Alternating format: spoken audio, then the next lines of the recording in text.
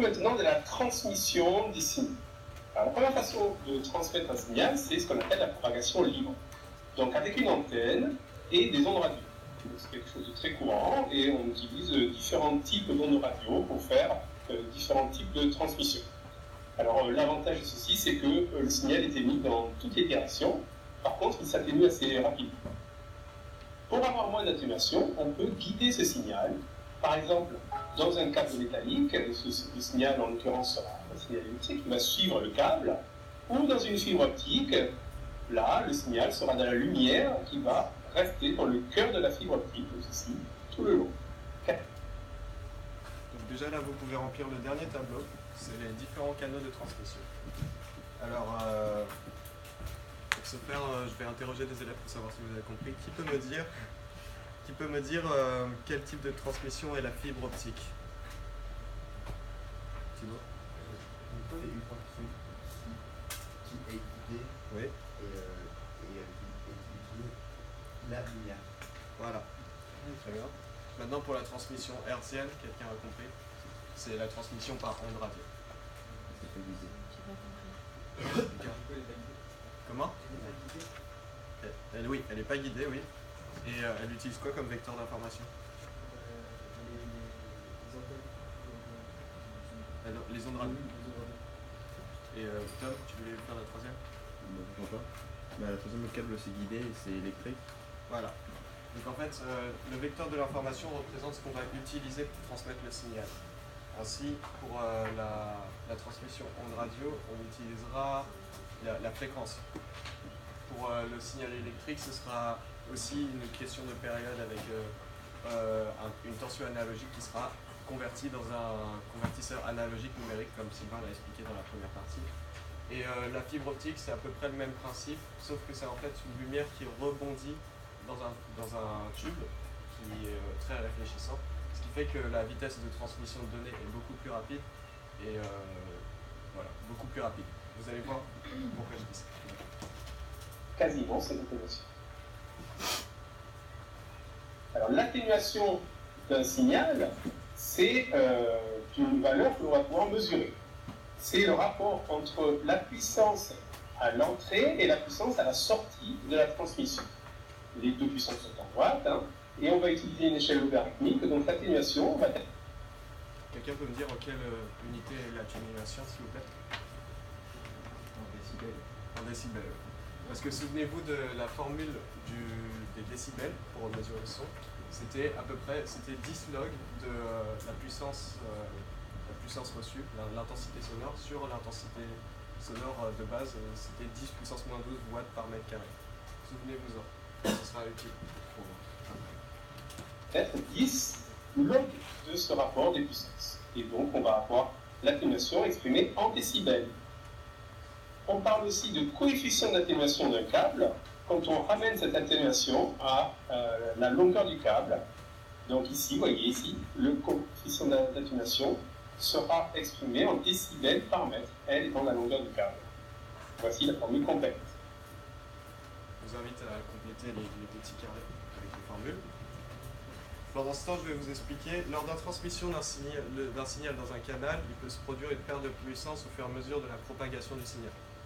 Donc qu'est-ce que ça signifie concrètement? Ça signifie qu'un signal peut s'atténuer pour différentes causes. Par exemple, dans un câble électrique, il y a le phénomène de la résistance des matériaux. Un signal électrique, quand on le passe dans un câble de 2 cm, n'aura pas la même intensité en sortie que quand on le passe dans un câble de 200 mètres, par exemple. Il y a des phénomènes de perturbation, notamment dans la transmission hertzienne. En effet, la radio passe mal quand on est dans un bâtiment, dans un parking, ou quand il y a des perturbations climatiques, je pense, mais je ne suis pas sûr. Donc vous pouvez noter dans votre cours qu'elle est principalement due au phénomène suivant, la résistance du coup, et la longueur de transmission. Madame, je ne suis pas vraiment sûr de ce que j'ai mis. Pour les deux phénomènes suivants, enfin les deux phénomènes d'atténuation, c'est la résistance et moi je disais la longueur aussi de transmission. C'est ça? Donc voilà, c'est validé, c'est confirmé. Vous avez tous reporté ces formules? Elles ne réapparaîtront pas à la suite de la vidéo, c'est pour ça. Donc souvenez-vous, l'atténuation est en décibels. Et il y a un coefficient d'atténuation d'un câble, ce qui est très utile pour déterminer à quel point on va perdre un signal en fonction du câblage, du nombre de mètres qu'on va mettre. C'est les deux seules formules quasiment à prendre dans le cours, donc il faut vraiment les connaître les filles et les utiliser surtout. Oui. Je peux répéter les deux phénomènes. Ça? Non, mais les deux phénomènes du coup. Ah, donc du coup, c'est la longueur du câblage et c'est le phénomène de résistance qui est présent dans le câblage. Par exemple, là, le phénomène de résistance, c'est plutôt dans les câbles électriques, mais par exemple, dans une fibre optique, tu peux avoir une perte du signal parce que la lumière est mal réfléchie. Oui, qu'est-ce que Est-ce que tu peux répéter à quel moment on sera amené à utiliser cette technique? Alors, déjà, tu peux déterminer, on va te donner une puissance d'entrée et une puissance de sortie. Voilà. Et du coup, on va dire, par exemple, à l'entrée d'un câble, on met 1 watt. Et en sortie, on trouve 0,1 watt. À quel point le signal a été atténué? Du coup, tu utilises cette formule qui te donne en décibels l'atténuation, en fait. Tu dis l'atténuation de ce signal est égale à, tu cites la formule, tu fais l'application de la décibels. Ensuite, avec cette donnée-là, la question suivante peut être le câble qui, à la base, était de 1 mètre, est allongé de 50 mètres. Quelle va être la puissance de sortie? Donc là, tu intègres la formule.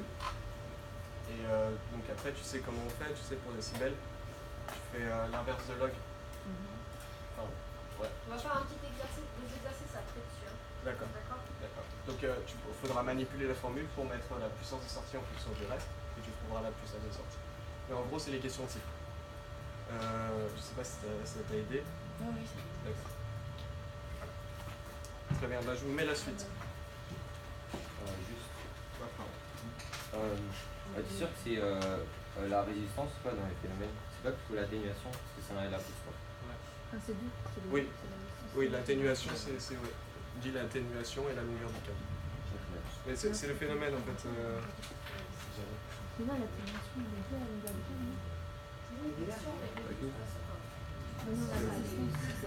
C'est à peu près la même chose. J'ai un peu modifié. Enfin, Ça va, hein. Franchement, je vais continuer la vidéo. Enfin, on parle aussi de débit binaire d'une transmission. Le débit binaire, c'est assez simple, c'est la quantité d'informations numériques en bits ou en octets divisée par le temps qu'il a fallu pour faire passer cette quantité d'informations. Et donc, le débit binaire s'écrit en bits par seconde ou en octets par seconde. Donc voilà, clairement, cette formule peut nous être familière, notamment quand on télécharge quelque chose, on a la vitesse de téléchargement. Du coup,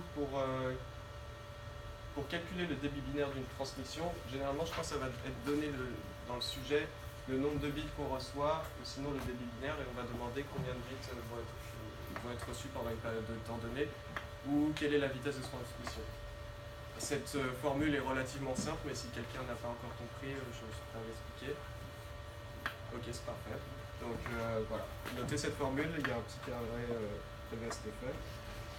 Et je crois que les fini.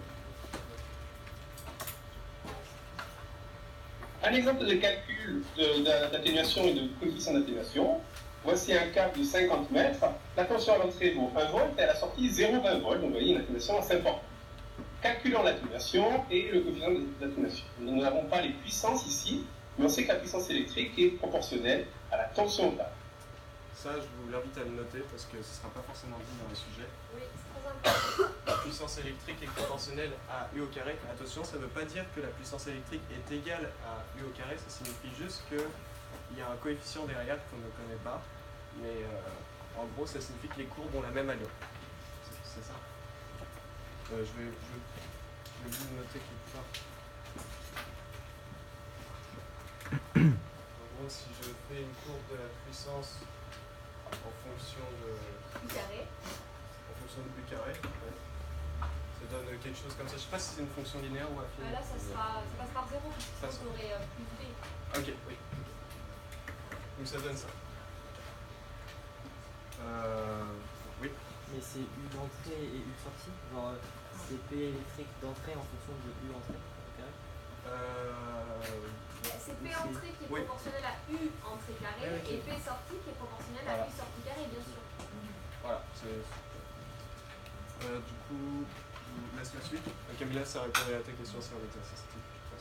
Donc, dans la formule de l'atténuation, on peut remplacer la puissance, le rapport des puissances par le rapport des tensions au carré, ce qui va nous donner une formule qui va être légèrement modifiée, comme ceci, 20 log de rapport des tensions, parce que les deux, pas tout.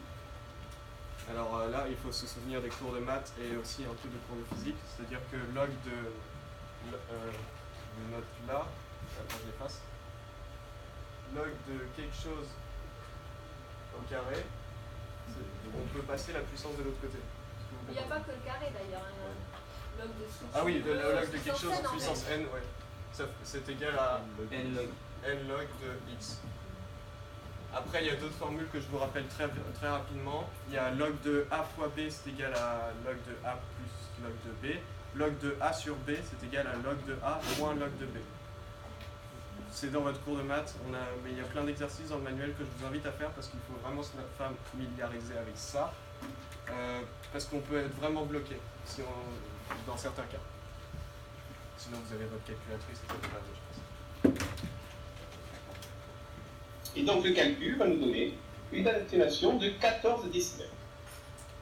Ce qui correspond à un coefficient d'atténuation de 14 divisé par 54, c'est-à-dire 0,28 décibels par mètre. Terminons ce cours en parlant de la façon dont on se...